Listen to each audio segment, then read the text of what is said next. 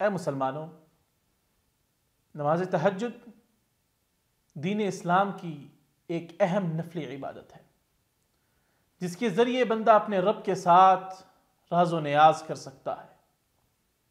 یہ نماز رات کی تاریکی میں اس وقت ادا کی جاتی ہے جب باقی دنیا نیند میں ہوتی ہے، اور یہی وقت قرب الہی پانے کا بہترین ذریعہ سمجھا جاتا ہے۔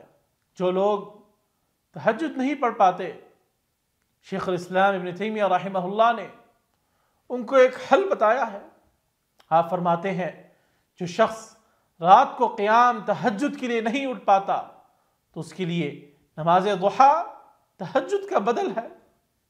قرآن کریم میں اللہ سبحانہ و تعالیٰ فرماتے ہیں فَاتَّقُوا اللَّهَ مَا اسْتَطَعْتُمْ، اللہ سے اتنا ڈرو جتنا تم سے ہو سکے۔ نماز ضحیٰ جو کہ سورج کے بلند ہونے کے بعد پڑھی جانے والی نماز ہے، یہ ایک ایسی عبادت ہے جو رات کو نماز تہجد ادا نہ کر پانے والوں کے لیے بطور متبادل قرار دی گئی ہے۔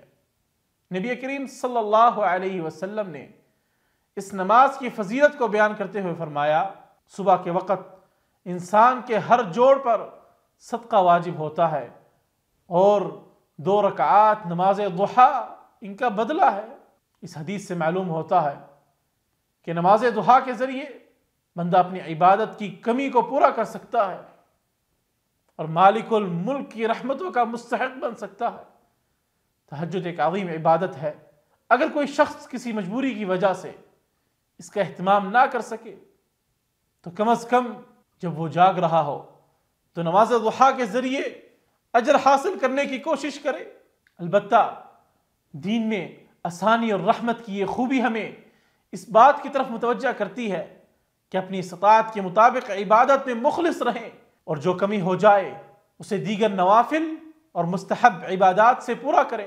اللہ تعالیٰ اپنے بندوں کو ہر حال میں اپنے قریب رہنے کا درس دیتا ہے، اور ہمیں چاہیے کہ اس کی دی ہوئی نعمتوں کو قبول کریں اور اخلاص کے ساتھ اس کی عبادت کریں۔